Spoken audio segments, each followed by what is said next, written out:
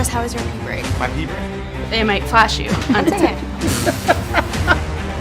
Random, baby. Yeah. Thanks for having me. Quite an intro. Let's address the elephant in the room. That's not the elephant in the room. There's no elephant. Nobody cares. I too am a thought criminal. Good. Well, I like you already. Does this look like a girl who's joking around? No. But how much do you actually understand money? Especially the new wave. Beauty or intelligence? When you unleash both, it is men's kryptonite. Welcome to Talk to Me, Taylor.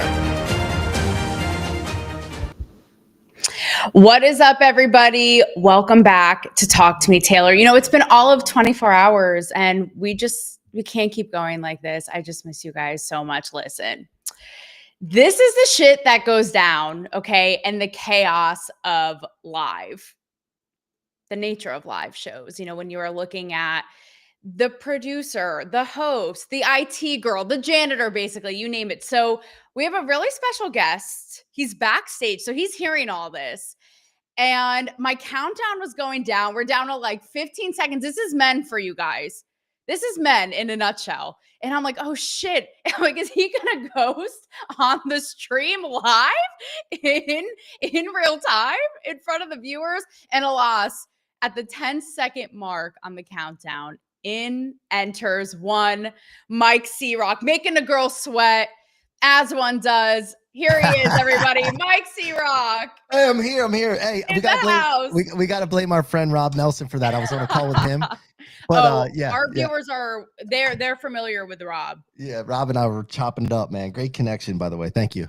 Absolutely. We will talk offline after the fact. Mike, I'm so excited. Let's gear it up. And you came at the perfect time because my audience and I were having this conversation last night. And again, just entered the Mike C-Roc right on time. So there must have been a little birdie in your ear. But let me introduce you to the peeps. Let me give you a proper intro, you know, as a lady does. So Mike here with me, guys, he's quite impressive.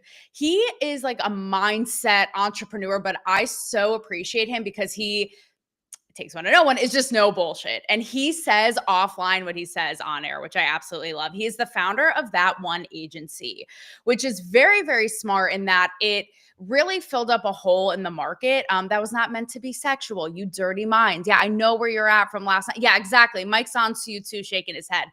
Filling a hole in the market with representing podcast talent and hosts, right? Because a lot of the industry is so dinosaur and old school, they're still like somehow wrapping their heads around it.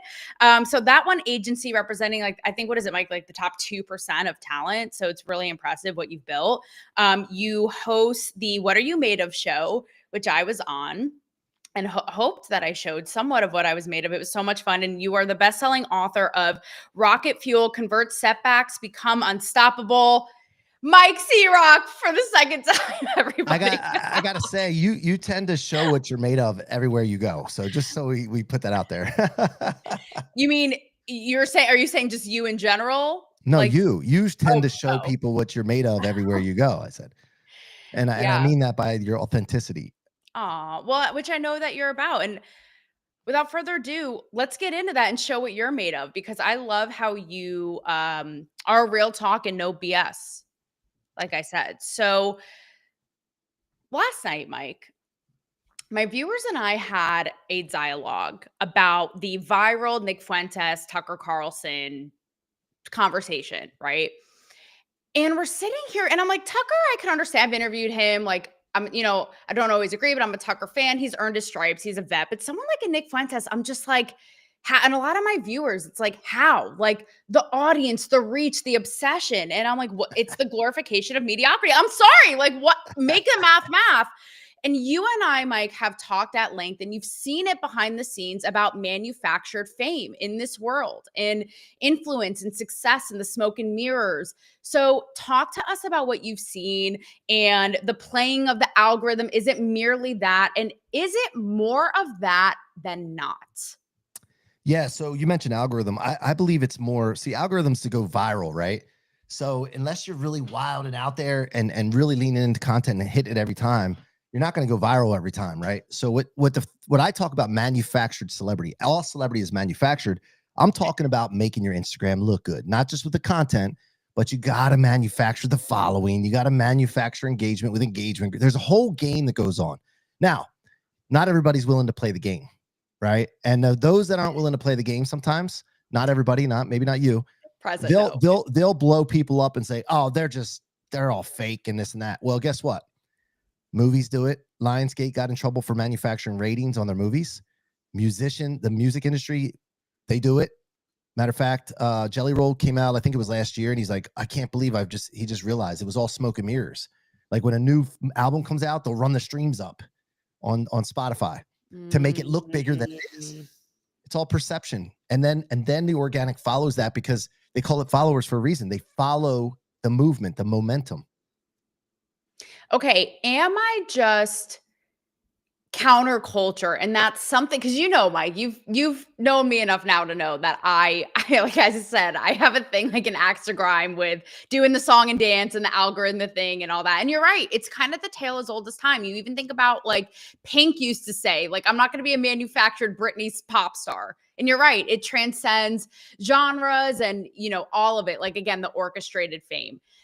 But you're all about authenticity too. And to me, the things just seem at odds and seem contradictory. And that's why, like I've told you, I've even said, even if it's been to my detriment that I haven't played this game, like you're saying, and are they a little bit at odds? Like, is it playing to a machine versus being authentic? Yeah, like, where's the art, Mike? Where's the art? It does. Yeah, no, of course it does. But here's the thing: the way I think about it, I get conflicted about it sometimes too. But then you have to have yin and yang. You got to have light to have darkness, darkness to have light. You have to have good to have evil. There's dichotomies in life, and you have to. Games require you to play dichotomies, and so at the end of the day, though, when it matters, when I'm interacting with people, the actor that manufactures celebrity, but they're really great in movies, they've never been seen. You got to get seen. You got to create attention somehow. Fair. That's fair. And so, some people light a fire. Some people start beef with someone that's not even a real beef. Mentioning, you mentioned Nick Fuentes. A lot of times he early in his career, he just started shit with people. He would just start shit with people and to get attention, and those people would retweet back.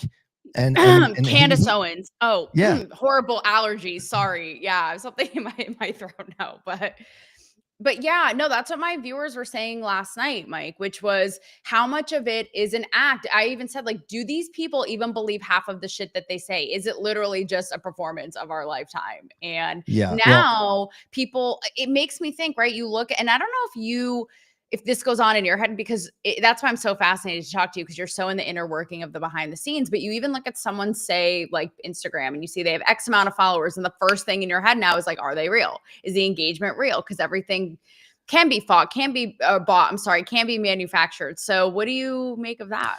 Yeah, so what you got to think about is, like, what's the next thing you do after that? You see somebody following, then you go to their content and you scroll their page. If it's good, guess what happens? You stay. If it sucks, that's true. You move on. Simple as that. But it gets you the opportunity as that page, let's say, like that brand or whatever it is. It gets you the opportunity for people to look at it.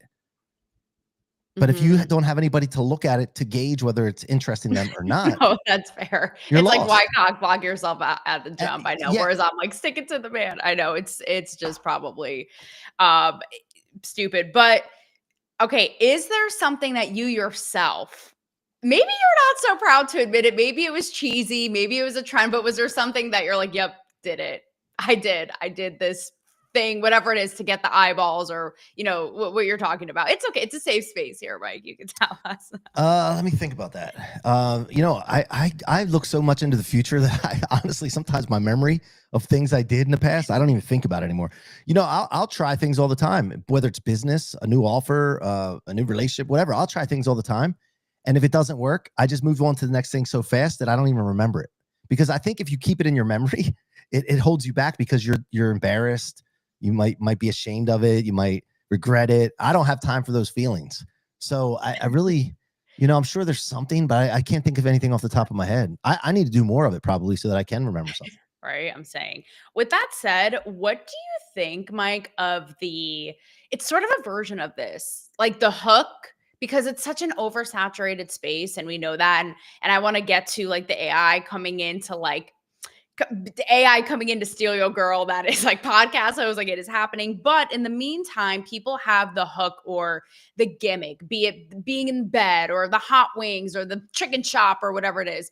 What do you think when you see those? And I don't know if you work with, that kind of talent, but what are your initial thoughts? Yeah, look, if somebody's getting sloppy eating wings, that's interesting to watch, right? You know what catches my attention a lot of times is when there's fights. Like world star. I like the fights. I like the people like are running from the cops and the cops tackle them. I like when a bully's picking on a little skinny dude and the skinny dude kicks their ass. Like, those are the kind of things I like to watch. But see, here's the thing. I never did any of that kind of stuff because I thought about what's the audience that I care about seeing and vibing with, right? And do I really want to connect with an audience that's into shock value? That's so true. I'm not really into that. Now, if I was, I would do those things. I want to talk to high worth, net worth, like authentic people that want to expand, right? So how do you get their attention is the question I ask myself, right? Well, to me, there's a thing. I just created this saying the other day talking to my partner, Jerry. Shout out to Jerry Malcolm out in LA. What's up, Jerry? We were talking and I said, aesthetic is magnetic. Now, what I mean by that is aesthetic could be a person, the way they look, the way they carry themselves, the way they dress. It could be an environment, a house. We just rented a mansion in Beverly Hills. And this place, when you walk in, you feel bigger. It had so much space. It was just like the decorate. It was just ridiculous. And for me, I want to get attention through aesthetic. Yeah. It creates an attraction model, right? So there's different ways you can get attention. You can be obnoxious. You can throw clickbait out there, whatever, or you can create aesthetic. Now, you see a lot of women wearing hardly any clothes on social media. That's an aesthetic in a way, and it pulls certain eyeballs in. But what kind of eyeballs are you looking for is the question. Okay, so what are you saying is more of an aesthetic? My solitary confinement green screen straight jacket moment happening right now, or an Instagram hot bikini model, Mike? I mean, God, no. Yeah. This needs some work. This actually looks like, you know what this actually looks like? It actually looks like you're getting ready to have your picture taken for your license. I thought you were gonna say like your 8th grade yearbook. Remember with those like great, the shaded backgrounds? Oh God, kill me. Yeah, for me, the thing is always, at least for me, is does it have legs? Does it have legs and depth? So I don't mind a hot wings because the guy gets in a really interesting, meaningful, going somewhere different with it, right? Like that's because the gimmick can only go so far, right? And I always feel like in this game, and again, the story is old as time. I feel like the faster you go up, the faster you come down, right? So, where's the depth and where are the legs? With that said, is it true that you built an 8-figure business twice? Is that true? Yes, that's true. Okay, Mike. Okay, shout out to my AI on the side, my AI side piece. See, I'm AI optimized. Your AI AI adjacent. No. Talk about that. And because I know that you have had a lot of adversity in your life. You've been very vocal about it from your upbringing and your story. And to me, it's so something to be revered because we are in the instant gratification, like I said, glorification and the overnight success. So do you have a little bit of like a Tom Brady chip on your shoulder, underdog feeling when you see these like overnight influencer successes or the yachts or the this or the that, given your background and what you've done and built? I don't really pay much attention to other people, but I do definitely have a chip on my shoulder. Okay. But it has to do with how far can I take this thing and how many lives can I impact with it and bring people with me? That's what I look at. So yeah, definitely have a chip on my shoulder. However, there's an energy from that. I look at it as fuel. I actually I wrote this book called Rocket Fuel, Convert Setbacks, Become Unstoppable. And this book is all about turning setbacks, taking everything that comes your way that's bad and stored it in your tank instead of your trunk, right? And if you do that, if you put it in your trunk where most people keep it, it slows you down and weighs you down. I put my stuff in my tank and I convert it into fuel, right? But the thing is that watching other people getting jealous, envious, getting pissed off at someone for screwing you over, that only works so far in the game, okay? You can get to a certain level with that, but that fuel is very dirty and toxic, okay? When you refine your engine, you start working on yourself, find out who you are, turn yourself into a higher being, I call it. What happens is you need a new fuel source because that fuel doesn't work as much anymore. So what I use now is I use a higher octane fuel like a Ferrari would need or a jet would need. And then what that fuel is putting big visions out there in front of me, like wanting to create something so amazing that it's so aesthetic and it's so it creates an attraction model, and that becomes my fuel now, because the old fuel doesn't work because I'm too high of a being at that point. And it gets a little deep for some people. I understand that, but this is the way I interpret it. Yeah, you're right on the money, no pun intended. And the more that I've surrounded myself with successful people, millionaires, even billionaires, I feel like the common thread is they do not dwell on setbacks. So like, okay, solve the problem next. Like they do not have a tendency on dwelling on anything negative or that's a hurdle. It's just like, okay, face the problem in front of me. What is next? Or seeing the positive in everything, which is honestly hard to do. And I feel like is a learned skill, especially in such a cynical world that we're in.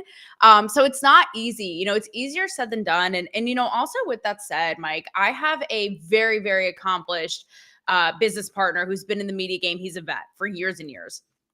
And even when we work on our project, he's like, Taylor, you look at these people and these influencers with yachts and this and Maserati. He's like, it's all fake. And it's all like, that, yeah, you're shaking your head. So what would you say to viewers about that? Because again, you are so immersed in this world and brand building and marketing and social media, about how to discern what's real, what's fake, the flashiness of it, all of it. Yeah. So if you ever have access to those people, the best thing to do is get on a phone call, have a face-to-face conversation with them. And really, you can feel people's authenticity. And if they're not willing to, maybe they're at another level and you don't have access to them. But if you have access to those people and they're not willing to sit down and have a 15-minute talk with you or conversation, you have an idea they're hiding something. But you can pick something out from people pretty quickly of just having a normal conversation with them. So I'm a big guy. What if you're just scrolling, Mike? What if you're a consumer just scrolling and it's like, oh, this influencer, that host, this person is on this swanky first class private jet, this yacht, that, this, that. Yeah, well, if you really want that, and that's the problem, is really if it gives you a heartache, it's because you want that, then I would take my focus and switch it to visualizing what I want and then creating a plan to go after it. Because what's it do to sit there and look at other people and you get stuck in envy and resentment and everything? Like what is that? That's a personal problem for people. It's not the people that are like faking the jet, faking the Lambo, whatever they're doing. That's not the issue. They're always going to be out there. It's what are you doing for yourself to get to what you want? If it's something that you want, it's really something that matters to you, then you should switch your energy and focus on getting that. And that's what most people don't do. No, you're exactly right. I hadn't thought of it, that it's like, that's irrelevant and just tune it out. Or if you're going to tune it in, aspire to that. But I feel like the focus, even what I was doing on the conversation is again, like how to discern what's real and fake. And you're basically saying that's irrelevant. It's going to exist either way. Just assume that it's real. And then use it as inspiration, because that's how it can help you. It can't help you trying to sit there and determine whether it's fake or real or whatever. What does that get you? Right? So assume it's real, assume it's possible because you see somebody doing it. Put that in your head. Your brain can't tell the difference between visualizing and imagining things and what's reality. Put it in there and then you'll be amazed what happens. Now, I'll tell you a real quick story. I was in Malibu at Grant Cardone's house for a party on the ocean. It was, I think, about a year ago. And I was saying to myself, gosh, man, I don't have the money to buy a $50 million house. So just be clear with everybody. I don't know what people think of me or what, but I don't have $50 million to buy a house right now. Okay.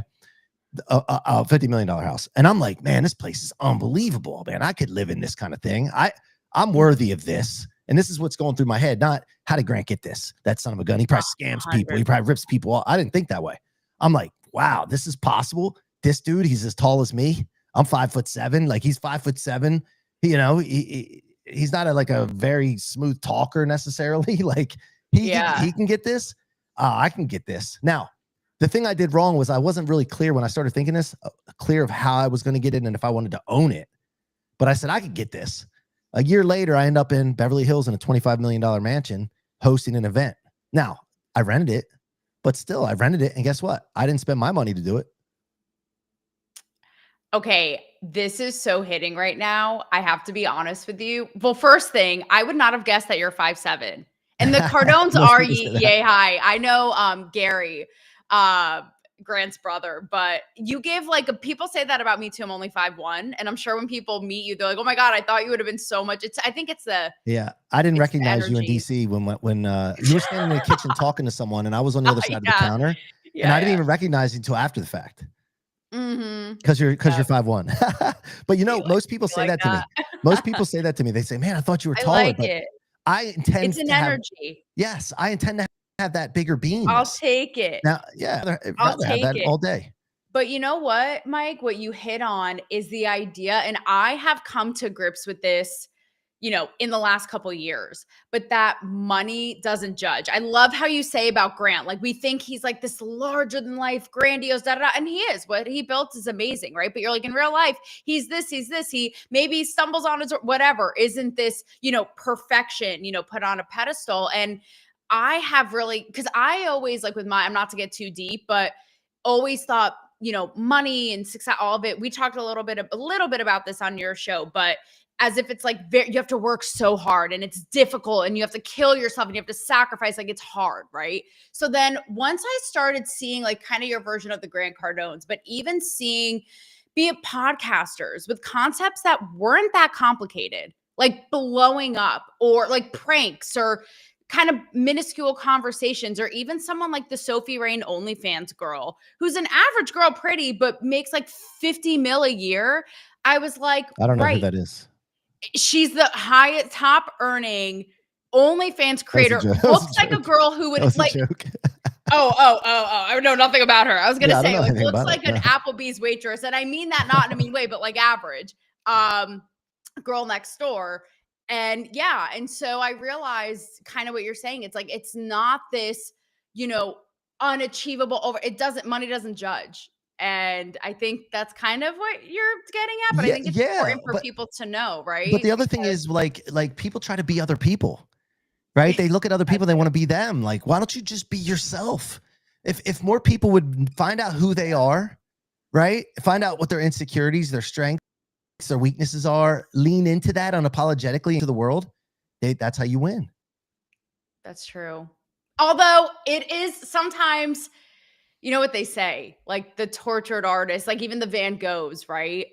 Were themselves and expressing authenticity and art and genius, and not to be Blake, but died like poor and misunderstood and alone and deranged. So I'm just saying that's where it kind of goes into the beginning of how much do you sacrifice for the pure art and then do the thing to get through the door, as you said, to get the hook, to get the eyeballs to begin with. So it's just the existential question that endures through generations. Yeah. Okay. Speaking of generations moving forward is AI. And I'm sure you've already seen there are AI influencers, there are AI podcast hosts. And I recently moderated a panel in LA. We must have crossed paths in the air. With it included like the founder of who we both know, Larry Namer, one of the big producers of The Walking Dead, etc. And there was a huge talent agent on who works with like Mark Wahlberg, et cetera. And I posed this to him and said, this is real. Like there are AI actresses who are going to get WME representation. Do you think about this for your business, for your existing talent? Because it's happening. It's happening fast, whether we like it or not. So I think like get on board, because take it, don't let it take you. But how are you? Who's really smart in this? By the way, for me, I have a connection company, right? It's connection and networking and real experiences with real human beings. So we can't be replaced by AI. So I'm not worried about it. But that is true. I will tell you that somebody that I'm watching right now that's very smart in this is Jake Paul. He just came out and said, anybody that wants to make AIs of me, feel free. I'm not going to go after anyone. My image and likeness, do it, get it. And what he's doing is he's saying, go get it. And now everybody can create Jake Pauls and Jake Paul becomes everywhere. Nobody else is saying this, which is crazy to me, because I would be doing this. Like, hey, definitely make it, because I don't have to make all the content now, and you can make the content, and I'm already wild. I'll say whatever I say anyway.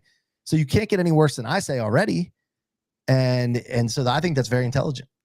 Oh, I've said the same thing. And you see all these actresses like wigging out, and I'm like, guys, it is whack-a-mole, like grasping at straws. Like Yeah. I'm in the Paul. I'm like, have fun with it by all means, like go for it. Cause again, it's happening. So it's like, again, you can Yeah. either harness it or just wig out and be scrambling.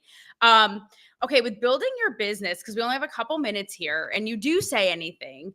Do you follow School of Hard Knocks? I'm obsessed with it. No, you mentioned the other I day. No, mentioned this. I don't. It's the I for see you. some of the content though. Yeah, I Okay, see. so you're familiar, and for you guys watching, it's the kid who interviews millionaires and billionaires. He's interviewed like Tom Brady, Shaq, you name it, about their success. And I recently saw a clip of this woman billionaire, and he's asking for business advice. And she literally, Mike, it's so savage, but I was like, she has a point.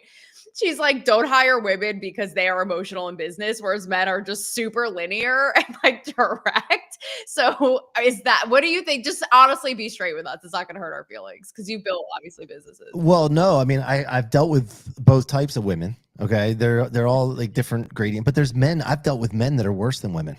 Okay, I've had That's the most true. No, that's emotional employees that you'd ever. And I go home at night and I was like, what the heck am I dealing with here?